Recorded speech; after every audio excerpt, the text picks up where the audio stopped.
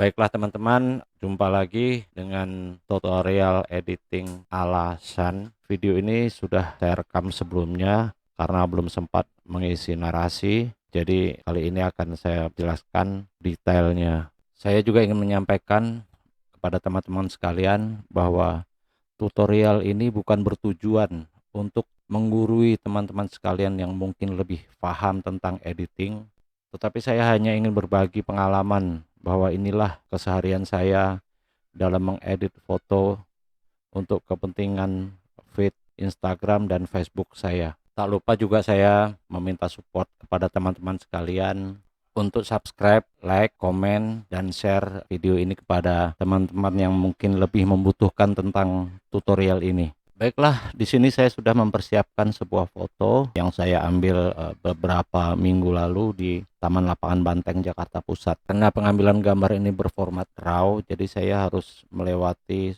step kamera RAW dalam membuka file ini. Di sini kita bisa mengatur hue, saturasi, luminance, dan lain sebagainya sehingga gambar tampak lebih cerah dari pengambilan sebelumnya. Yang perlu diperhatikan adalah fokus dan gambar yang lebih tajam ya teman-teman. Cara menggunakan kamera RAW ini nanti kita akan jelaskan secara detail di video yang lainnya, dan mungkin teman-teman ada yang ingin menanyakan silahkan bertanya di kolom komentar, nanti kita akan coba jelaskan satu persatu. Baiklah, kita masuk ke memperhatikan hal-hal yang mengganggu ya. Di sini ada tampak lampu persis di belakang kepala model.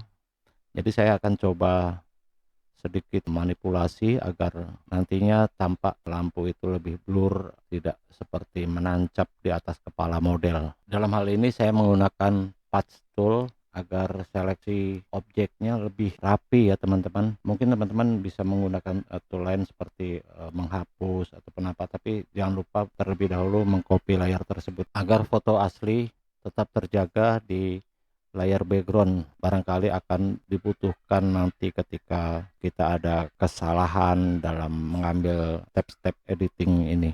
Setelah selesai seleksi dengan path tool, kita lari ke jendela path. Di sana bisa kita seleksi, kita kasih sedikit feather agar hasil seleksi tersebut tidak terlalu tajam. Feather mungkin cukup dengan radius 3, kita duplikat, lalu kita membuat satu layer kosong, kita bikin gradasi radial sedemikian rupa. Jangan terlalu tebal juga intensitasnya ya, supaya gambar lebih hidup, tidak seperti gambar tempel. Di sana kita bisa sedikit memberi warna yang senyawa dengan background. Silahkan teman-teman sekalian otak-atik sendiri nanti warna apa yang cocok dengan background foto yang teman-teman sekalian miliki.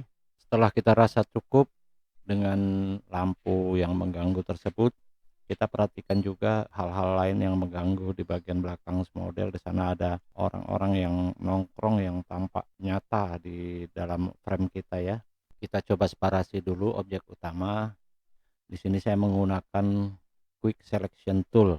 Perbedaan quick selection tool dibanding dengan path tool itu, kalau path tool itu sebenarnya untuk menseleksi bagian-bagian yang kira-kira tidak terlalu kontras dengan bagian yang tidak ingin kita seleksi, yang akibatnya hasil seleksinya melebar ke bagian-bagian yang tidak ingin kita seleksi tersebut.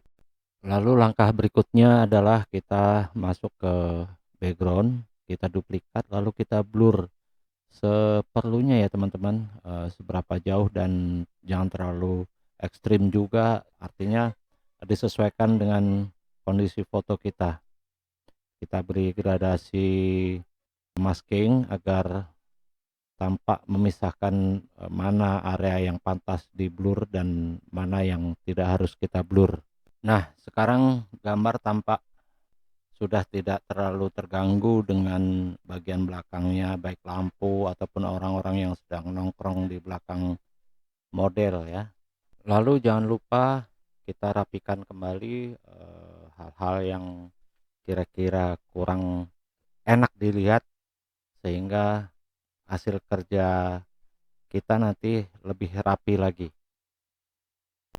Jika kita rasa sudah cukup semuanya, kita satukan seluruh layar menjadi layar baru dengan menekan tombol Shift plus Ctrl plus Alt plus E. Nah, di situ akan tampak sebuah layar baru dan kita coba rekomposisi. Lalu setelah kita rasa semua cukup, kita bisa menyatukan kembali dengan flatten image, lalu kita sempurnakan bagian-bagian yang hendak kita perbaiki.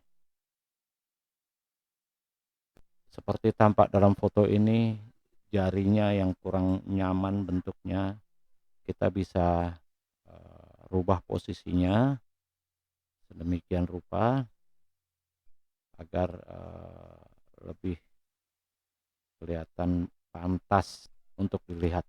Setelah dirasa semuanya cukup rapi, kita akan membuat frekuensi separasi, di mana kita akan meratakan bagian shadow dan memberikan aksen-aksen yang lebih detail di bagian wajah model. Untuk step yang satu ini teman-teman bisa simak di video sebelumnya mengenai beauty retouch. Dengan frekuensi separasi ini, seperti yang sudah dijelaskan dalam tutorial sebelumnya, bahwa kita bisa memperbaiki gradasi-gradasi shadow, juga bola mata, juga pembatas bibir.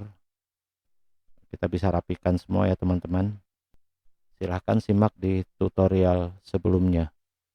Setelah selesai memperbaiki detail-detail bagian wajah, berikutnya kita bisa bermain warna di kamera raw.